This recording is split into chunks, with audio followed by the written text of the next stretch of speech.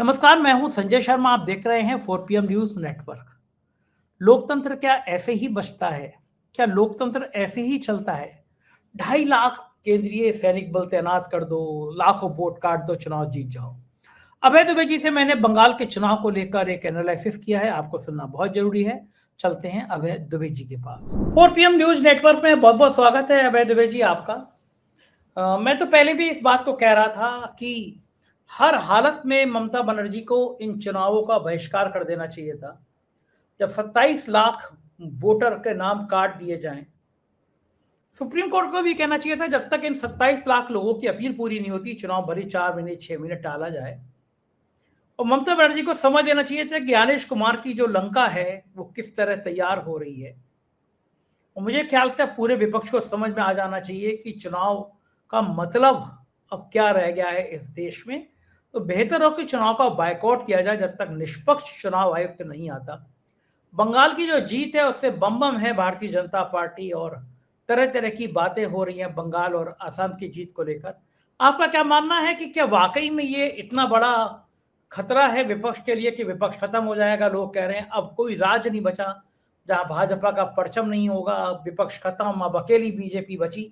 इस तरह की तमाम बातें हैं। आपका आज के जो रिजल्ट आए हैं, इन रिजल्ट पर क्या आपका मत है? और मैं जानना चाहता हूं कि क्या वास्तव में अब अगर हम कहेंगे कि ये चुनाव 100% बेईमानी से हुए तो लोग भरोसा करेंगे, या ये कहेंगे कि सियानी बिल्ली खम्बा नोचे? देखिए, लोगों को जो कहना हो वो कहें, लेकिन जो हकीकत है, तथ्य हैं, उन तथ्यों से तो कोई मुंह नहीं मोड़ सकता। अभी तक जो आंकड़े आए हैं उनसे जो मोटा मोटा अंदाज लगता है, अभी अंतिम आंकड़े आने में थोड़ा समय लगता है। मोटा अंदाज ये लगता है कि बीजेपी और टीएमसी के बीच में करीब 20-22 लाख वोटों का अंतर है। बीजेपी को टीएमसी से 20-22 लाख वोट ज्यादा मिले हैं। मतलब ये आंकड़े बदल सकते हैं आगे जाके, अभी तक ये है। और हम जानते हैं कि चुनाव आयोग ने 27,15,000 वोट पड़ने नहीं दिए। बिना उनको वोट डालने के लिए अयोग्य घोषित किए उन्होंने उनसे मताधिकार छीन लिया। अच्छा, अब एक अंदाजा लगाइए कि वो 27 लाख वोट भी पड़ते तो चुनाव के नतीजों में उसकी वजह से कोई ना कोई फर्क पड़ ही सकता था। हो सकता है भारतीय जनता पार्टी को और ज्यादा वोट मिल जाते, मैं ये नहीं कह रहा हूं। हो सकता है टीएमसी को कुछ और ज्यादा वोट मिल जाते, टीएमसी की हार का मार्जिन कम हो जाता, हो सकता है टीएमसी जीत जाती, कुछ भी हो सकता था, कोई नहीं कह सकता। ये सवाल तो हमेशा रहेगा कि बंगाल के चुनाव में 27,15,000 वोटरों को वोट क्यों नहीं डालने दिया गया, बावजूद इसके कि उनके जो कागजात थे, उन कागजातों को पूरी तरीके से जांच पड़ताल की गई। एक लॉजिकल डिस्क्रिपेंसी, एक तार्किक विसंगति जैसे तर्क का सहारा लेकर, जो कि एआई आर्टिफिशियल इंटेलिजेंस के जरिए डेवलप किया गया तर्क है, उसके सहारे उन लोगों को वोट डालने से रोक दिया गया। अच्छा, तो आप कह सकते हैं कि हो सकता है कि मैं पहले ही कह चुका हूं कि हो सकता है कि भारतीय जनता पार्टी और भी ज्यादा वोटों जीत जाती। उन 27 लाख वोटों में से हो सकता है 15 लाख या 16 लाख 17 लाख वोट या 20 लाख वोट भारतीय जनता पार्टी को ही मिल जाते। मैं उसकी बात थोड़ी ना कह रहा हूं। सवाल इस बात का है कि जो भी मतदान तो स्वतंत्र और निष्पक्ष होना चाहिए। जिस पार्टी को वोट मिलना चाहे, मिलने हो मिलेंगे।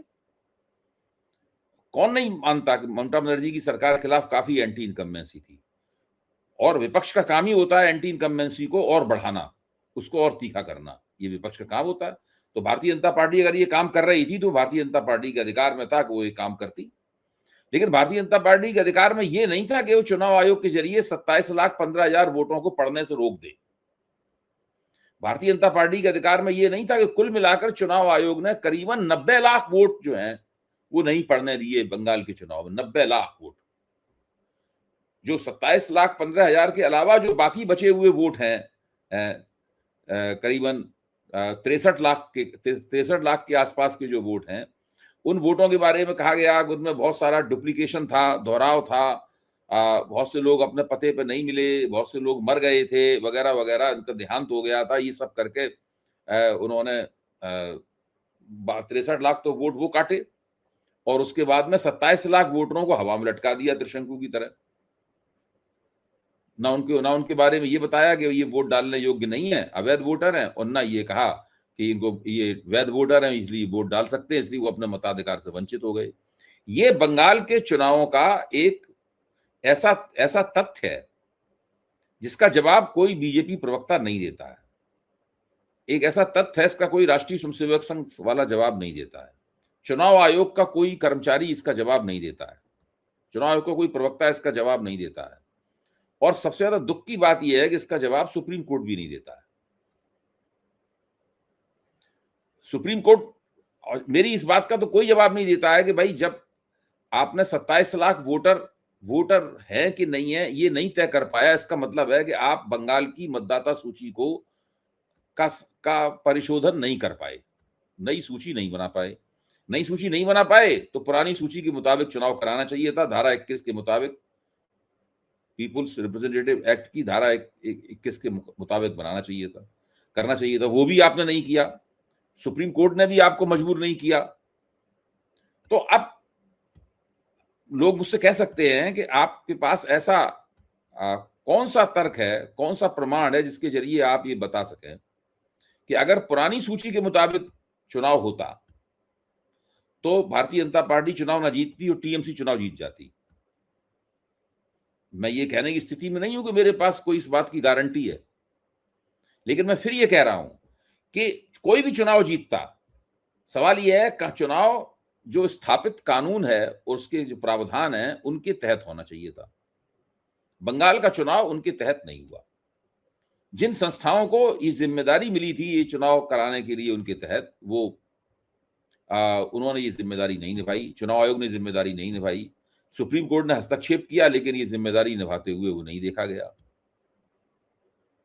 केंद्र सरकार तो बीजेपी की जेब में पड़ी हुई है, इसलिए वो तो केंद्र सरकार के जितने भी अधिकार हो सकते हैं उन सबका जो है वो उन्होंने दुरुपयोग किया और पूरे बंगाल पे कब्जा करके ममता बनर्जी के मुख्यमंत्री के तौर पर जितने भी अधिकार थे वो सब उनको छीन लिए ममता बनर्जी से। ममता बनर्जी की पुलिस के मुकाबले उत्तर भारत की पुलिस लाके खड़ी कर दी गई। ममता बनर्जी के आईपीएस अफसरों के मुकाबले उत्तर भारत से आईपीएस अफसर लाके खड़े कर दिए गए। पूरे बंगाल का जितना भी एडमिनिस्ट्रेशन था, मुख्य सचिव समेत, उन सबको हटा के पहले ही बदल दिया गया था और बंगाल के चप्पे चप्पे पर 2.5 से 3 लाख करीब पैरामिलिट्री फोर्सेस तैनात कर दी गई और बंगाल का चुनाव जीत लिया गया। अच्छा, अब लोग कहेंगे ममता जी के खिलाफ तो बहुत एंटी इनकम्बेंसी थी। जरूर थी। मैं तो मानता हूं कि शायद किसी दूसरे मुख्यमंत्री के मुकाबले को जितनी होती है ममता बनर्जी को उससे ज्यादा होगी, क्योंकि उनका जो शासन प्रशासन का मॉडल है वो थोड़ा सा ऐसे हिला हुआ मॉडल है। मैं तो कभी उसका प्रशंसक नहीं रहा। मैं बार बार 4 PM के मंच पे भी इस बात को कहता रहा हूं। इन सब बातों के बावजूद ये दलील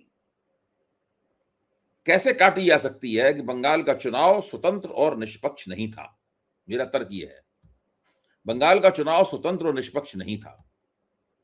ममता बनर्जी को यह मुगालता था कि वो भाजपा द्वारा फैलाए गए इस तमाम प्रपंच के बावजूद अपना चुनाव जीत जाएंगी। अब वो बहुत बड़े खतरे का सामना कर रही है संजय जी। वो खतरा क्या है? आपको याद होगा कि 2019 में जब भाजपा ने लोकसभा चुनाव में अच्छा प्रदर्शन किया था, ममता बनर्जी जी को सीटें छीन ली थी, तो हालत ये थी कि वहां खबर फैल गई थी कि अब टीएमसी गई। तो टीएमसी के तमाम कार्यकर्ता भाजपा के दफ्तरों के सामने लाइन लगा के भाजपा के झंडे को चूम चूम के भाजपा की सदस्यता ग्रहण कर रहे थे। और वो चित्र आपने भी देखे थे, हमने भी देखे थे चित्र।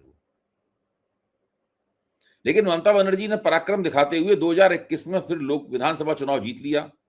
तो इन्हीं लोगों को लगा कि बड़ी गलती हो गई, तो सब ने फिर रिक्शे में माइक लगाए और उन्होंने ऐलान सड़क पे माइक पे बोल बोल के उन्होंने ममता बनर्जी से माफी मांगी और दोबारा टीएमसी में वापस चले गए। और देखते देखते भाजपा के दफ्तर खाली हो गए। अच्छा, तो ये स्थिति अब दोबारा फिर होगी। बहुत बड़े पैमाने पर ममता बनर्जी के कार्यकर्ताओं का पलायन भारतीय जनता पार्टी में होगा, ठीक उसी तरह जिस तरह कभी सीपीएम के कार्यकर्ताओं का पलायन टीएमसी में हुआ था। ये बंगाल की परंपरा है। उत्तर प्रदेश में जो अखिलेश यादव का जो कार्यकर्ता है वो ज्यादा निष्ठावान है। बंगाल में जो आरजेडी का कार्यकर्ता है वो ज्यादा निष्ठावान है। वो नहीं जाएगा इस तरीके से पार्टी छोड़कर।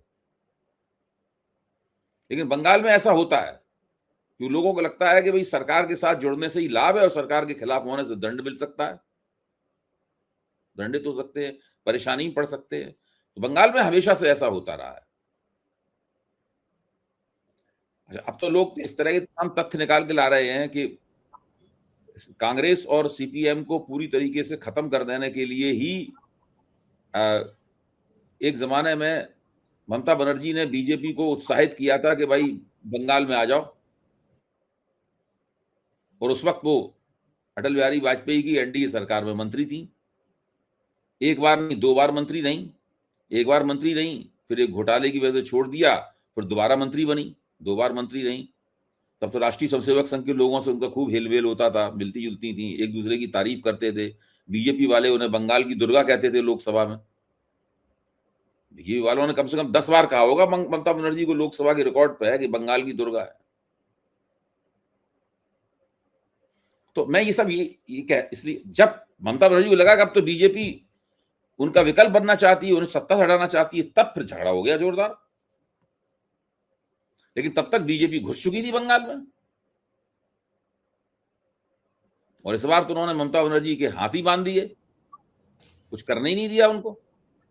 अच्छा, राष्ट्रीय राजनीति में अगर देखा जाए तो अब इस बंगाल के चुनाव के बाद विपक्ष की राजनीति में क्या बड़ा फेरबदल होगा? कांग्रेस बहुत तेजी के साथ ममता बनर्जी पे हमला कर रही है। शायद बंगाल में अब कांग्रेस ममता बनर्जी का हिस्सा बनना चाहती है, उनको किनारे करके चाहती है देखिए, कि कांग्रेस का मानना यह है, और वो कह रहे हैं इस बात को, मानना क्या, वो तो खुद खुल के कह रहे हैं। वो कह रहे हैं कि अब ममता बनर्जी के हार जाने से हमारे लिए वापसी का रास्ता बंगाल में खुल गया है।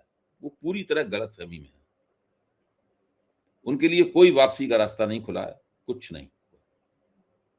कांग्रेस को बंगाल में ममता बनर्जी की पराजय से कोई लाभ नहीं होगा। कांग्रेस इस गलतफहमी में दिल्ली में भी थी कि अरविंद केजरीवाल के हारने के बाद उसके लिए रास्ता खुल जाएगा दिल्ली में, और बीजेपी और आम आदमी पार्टी खात्मे की तरफ चली जाएगी। वो और बीजेपी दोनों आमने सामने एक दूसरे के, जैसे शीला दीक्षित के जमाने में होता था, उस तरीके से 2 पार्टी सिस्टम बन जाएगा। क्या आज तक हुआ?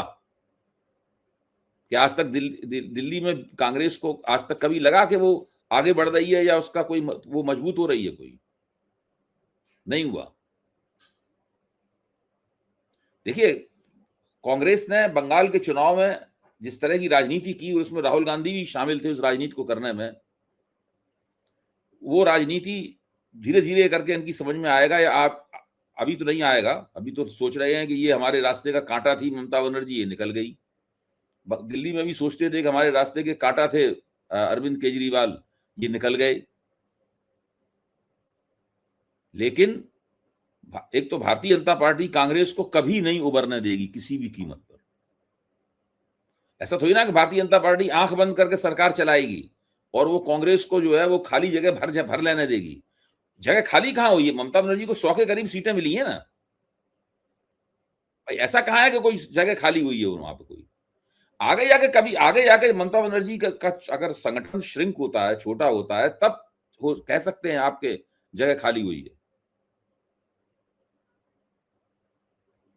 लेकिन ऐसा नहीं हुआ है, इसलिए कांग्रेस ये गलतफहमी में है और कांग्रेस को इस गलतफहमी का नुकसान उठाना पड़ेगा। अच्छा, केरल कांग्रेस खुश है कि केरल में हमने एक सरकार बना ली और कम्युनिज्म सरकार का खत्म हो गया, तो क्या कांग्रेस को जो नतीजे आए हैं 5 राज्यों के, उससे संतुष्ट हो जाना चाहिए? देखिए, कांग्रेस का सबसे अच्छा दांव केरल में ही था। कांग्रेस को पिछली बार ही केरल में सरकार बना लेनी चाहिए थी, लेकिन केरल का स्वभाव यही था कि एक बार यूडीएफ होता था, एक बार एलडीएफ होता था। लेकिन पिछली बार रिकॉर्ड, इस तरह का रिकॉर्ड भंग करते हुए एलडीएफ ने यूडीएफ को हरा दिया। अब कांग्रेस ने केरल की परंपरा के मुताबिक जीत लिया और अच्छा चुनाव जीता है। दोनों में, यूडीएफ और एलडीएफ में काफी फर्क है। इसका मतलब है कि left and democratic front, Pinarayi vision का जो था, उनको काफी, उनके खिलाफ काफी नाराजगी थी। तो कांग्रेस ने वहां सरकार बना ली है और इधर मुझे लगता है कि तमिलनाडु में भी गठजोड़ सरकार में कांग्रेस शामिल हो जाएगी, बहुत ही जूनियर पार्टनर के तौर पर। जो सुपरस्टार विजय हैं, उनकी पार्टी जो टीवी के है, वो करीबन अभी शायद 106 या 7 है, हो सकता है वो रात के 12, 1, 2 बजे तक 110, 11, 12 उनकी सीटें हो जाएं। तब भी उनको मेरे ख्याल से कितनी 5 सीट 117 सीटें तो चाहिए ही चाहिए, 118 सीटें चाहिए पूर्ण स्पष्ट बहुमत के लिए। तो उसमें कांग्रेस शायद 3 या 4 सीटों पे आगे है, कांग्रेस का समर्थन देने के लिए कांग्रेस तैयार हो गई है। जो बाकी सीटें बचेंगी वो पीएमके की तरफ से आ जाएंगी या कुछ और इस तरह के लोगों की तरफ से आ जाएंगी। तो अगले मुख्यमंत्री विजय ही बनेंगे वहां पर। और कांग्रेस जब सरकार में जाएगी तो वो कांग्रेस एक भूमिका निभा सकती है कि विजय तो अनुभवी नहीं है, उनकी पार्टी भी बिल्कुल नई है, तो वो सरकार चलाने में उसकी अच्छी भूमिका हो सकती है, कांग्रेस की सकारात्मक भूमिका हो सकती है। वो अपने अनुभव का फायदा विजय को दे सकती है। लेकिन आमतौर पर आजकल ये होता है कि जब नई नई सरकारें बनती हैं और अगर मान लीजिए मुख्यमंत्री अनुभवी नहीं है तो वो पूरी तरह जो ब्यूरोक्रेसी होती है, हाँ, नौकरशाही जो होती है, उस नौकरशाही के कब्जे में चला जाता है। कमाल नहीं हो गया वैसे, एक नई पार्टी 2 साल पहले एक सुपरस्टार आया और मुख्यमंत्री बन गया, मतलब पहले भी हो गया था। आंध्र प्रदेश में एनटी रामाराव का हुआ था ना। एनटी रामाराव ने तेलुगु देशम पार्टी बनाई। जब टी अंजैया ने एनटी रामाराव का अपमान किया तो एनटी रामाराव ने कहा कि उन्होंने तेलुगु भाषियों का अपमान किया है। उन्होंने अपने आप को तेलुगु बिड्डा करार दिया और उन्होंने नई पार्टी बनाई और वो पहले चुनाव में ही सत्ता में आ गए थे एनटी रामाराव। ये दूसरी बार हुआ है। आम आदमी पार्टी भी पहली बार में इस तरह चुनाव नहीं जीत पाई थी। पहली बार में वो उसने कांग्रेस के समर्थन से सरकार बनानी पड़ी थी। दूसरी बार उसने स्पष्ट बहुमत प्राप्त किया। तो ये विजय ने तमिलनाडु में जो किया है वो काफी ऐतिहासिक किस्म का काम है। और इसने देखिए, जो शुरू में तो लग रहा था कि डीएमके तीसरे नंबर पे चली जाएगी, लेकिन अब धीरे धीरे क्या है कि डीएमके जो है वो एआईडीएमके से आगे निकल गई है। अभी हाल में, अभी मैंने थोड़ी देर पहले ही आंकड़े देखे थे तो शायद वो 70-71 पे थी डीएमके। तो तमिलनाडु में सरकार बनेगी विजय के नेतृत्व में, लेकिन थोड़ी सी कमजोर सरकार होगी, उसको संभाल के चलाना पड़ेगा उन्हें, क्योंकि उसके पास बहुत ही कमजोर बहुमत होगा। थोड़ा गठजोड़ का जी क्या कह रहे हैं? लोग कह रहे हैं कि बंगाल का अब झलकी जो है वो उत्तर प्रदेश में दिखाई देगी, और खास तौर से बंगाल में सुनील बंसल का नाम बड़ा तेजी से आया सामने। बंगाल में 1-2 साल से वो मेहनत कर रहे थे और उत्तर प्रदेश में वो 2014 में अमित शाह के साथ जुटे थे और व्यू रचना बहुत अच्छी की थी उन्होंने। जब वो सेंटर मंत्री थे, योगी आदित्यनाथ के दुश्मन थे वो, मतलब लोग कहते थे 2 खेमे बटे हुए थे। और अब बड़ी चर्चा हो रही है कि सुनील बंसल को वापस अब बंगाल जिताने के बाद उत्तर प्रदेश भेजा जाएगा।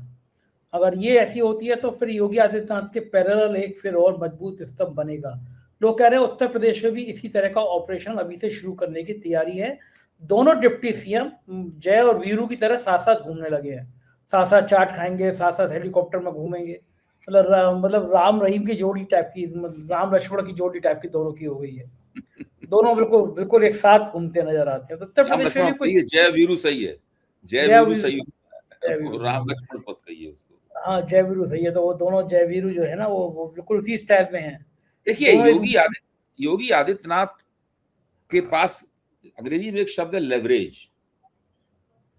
आखिरकार वो कौन सी बात है जिससे योगी आदित्यनाथ अपने आप को, जिसका लाभ उठाकर मुख्यमंत्री बने रहते हैं?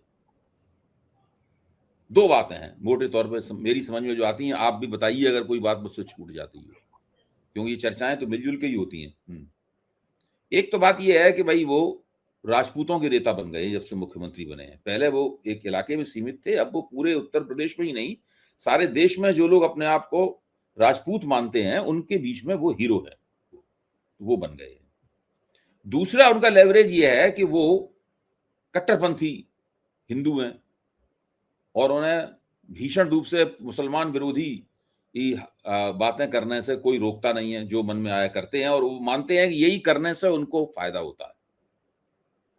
हिंदू हृदय सम्राट मुसलमानों के प्रति घृणा के आधार पर वो बने रहना चाहते हैं। ये 2 लेवरेज उनके पास है। क्योंकि वो गेरुआ वस्त्र पहनते हैं और नाथ संप्रदाय के महंत हैं, इसलिए राष्ट्रीय स्वयंसेवक संघ को लगता है कि हिंदुओं में उनकी एक स्वीकारोक्ति हमेशा रहेगी, इसलिए मंच पे उन्हें एक हिंदू मस्कॉट के रूप में, एक हिंदू प्रतीक के रूप में पेश करने से फायदा है, इसलिए सब जगह उनको भेजा जाता है। फिर वो वहां पे उग्र मुसलमान विरोधी भाषण देते हैं।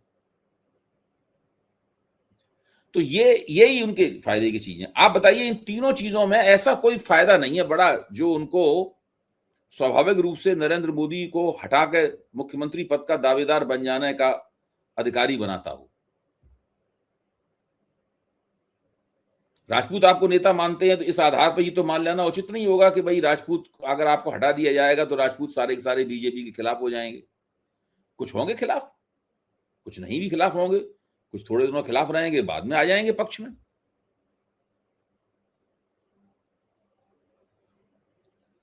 तो अब जैसे कि कांग्रेस में जो ब्राह्मणों के नेता हुआ करते थे, कमलापत त्रिपाठी, नारायण दत्त तिवारी, ये लोग ब्राह्मणों के नेता हुआ करते थे कांग्रेस में उत्तर प्रदेश के। तो जब कांग्रेस आला कमान उनको हटा देता था मुख्यमंत्री पद से, तो क्या ब्राह्मण नाराज हो जाते थे उससे? कुछ उनके साथ के जो होते थे वो नाराज हो जाते थे, बाद में थोड़े दिनों बाद उनको लगता था चलिए छोड़िए, अपनी पार्टी इसी में चलते। तो भारतीय जनता पार्टी जो है वो ऊंची जातियों की, ब्राह्मण, ठाकुर, बनिया और भूमिहार, कायस्थ, ब्राह्मण, ठाकुर, बनिया, भूमिहार, कायस्थ, इन 5 जातियों की उत्तर भारत के अंदर सबसे पसंदीदा पार्टी है। और ये 5 जातिगत समुदाय जो हैं उत्तर प्रदेश और बिहार, मध्य प्रदेश, इन सब इलाकों में घुमा फिरा के भारतीय जनता पार्टी के साथ ही रहने वाले हैं। इसीलिए तो अखिलेश इस बात से प्रभावित नहीं होते कि ब्राह्मण जो है बीजेपी से नाराज है, चलिए ब्राह्मणों की पॉलिटिक्स की जाए, उनको ले आया जाए समाजवादी पार्टी, क्योंकि वो जानते हैं कि भाई वो अंततः समाजवादी पार्टी को वोट नहीं मिलेगा उनका। तो ये स्थिति है यहां पे। तो मुझे लगता ये है कि योगी आदित्यनाथ को हटाने की योजना या तो बन चुकी है या आगे बन जाएगी, और चुनाव उनके नेतृत्व में लड़ा जाएगा ताकि चुनाव में उनके हटाए जाने से नुकसान ना हो। उसके बाद तो फिर जब नया नेता चुनने की बात आएगी तो आला कमान तय करेगा किसको नेता बनाया जाए, किसको ना बनाया जाए नेता। उसको तब तो योगी आदित्यनाथ उसको रोक नहीं सकते हटाने से, क्योंकि उस वक्त तो वो मुख्यमंत्री होंगे नहीं, तो नया मुख्यमंत्री चुनना होगा ना। भाई पहली बार जब वो चुने गए थे तब वो किस तरीके का उनका राजनीतिक आचरण होगा ये किसी को पता नहीं था। दूसरी बार भी इतना ज्यादा विवाद की बात नहीं थी, दूसरी बार भी वो बन गए मुख्यमंत्री। तीसरी बार तो अगर उनको मुख्यमंत्री बना दिया गया तो बहुत समस्या हो जाएगी मोदी और शाह को। वो लोग किसी कीमत पे उनको मुख्यमंत्री नहीं रहने देंगे। तो एक बार बना दिया तो हटाना फिर मुश्किल हो जाएगा। इसलिए सबसे बढ़िया बात है कि बनाओ ही नहीं। क्या कर लेगा आदमी, वही विधायकों ने नहीं चुना। हाँ सही बात है, नया विवाद पैदा हो सकता है। आने वाले कुछ दिनों में राजनीति बहुत गर्म रहेगी, हमारी निगाह बनी रहेगी। बहुत बहुत शुक्रिया अभय जी, आपने समय दिया, बातचीत की, थैंक यू। ये थे अभय दवे जी। और आप ईमानदारी से बताइए, क्या आप इस चुनाव को चुनाव मानते हैं? 50,000 सैनिक तैनात किए थे अमेरिका ने लड़ने के लिए। यहाँ 2.5 लाख लोग उतारे गए थे चुनाव में अर्धसैनिक बलों के लिए। किस तरह से बेईमानी हुई पूरे देश ने देखा, किस तरह लाखों वोट काट दिए गए पूरे देश ने देखा। मुसलमानों के वोट खास तौर से काटे गए। क्या ऐसे ही चुनाव जीते जाते हैं? और मुझे लगता है कि विपक्ष को भी रणनीति बनाना चाहिए कि अगर ऐसे ही चुनाव कराने तो हमें चुनाव का बायकॉट करना है, वरना हर चुनाव ऐसे ही जीता जाएगा, कोई मतलब नहीं रह जाएगा लोकतंत्र का। अब अराजकता का जो नंगा नाच होगा वो मैं और आप समझ सकते हैं। जो अभिव्यक्ति की आजादी की बात करते हैं, उनके दवे, उनके गले बंद किए जाएंगे, उनकी आवाजें बंद की जाएंगी। 4 PM का नेशनल चैनल बंद है, तमाम और चैनल बंद किए जाएंगे, तमाम और आवाजों पे कार्रवाई की जाएगी। ये देश में होना ही है। आप क्या सोचते हैं, मुझे जानना बहुत जरूरी है। क्या लोकतंत्र बचेगा? क्या इस देश में लोकतांत्रिक परंपराएं बचेंगी? क्या अभिव्यक्ति की आजादी बचेगी? इस चुनाव के बारे में आपका क्या सोचना है, मुझे कमेंट करके जरूर बताइएगा। मुझे आपकी राय जानना बहुत जरूरी है। शुक्रिया, थैंक यू।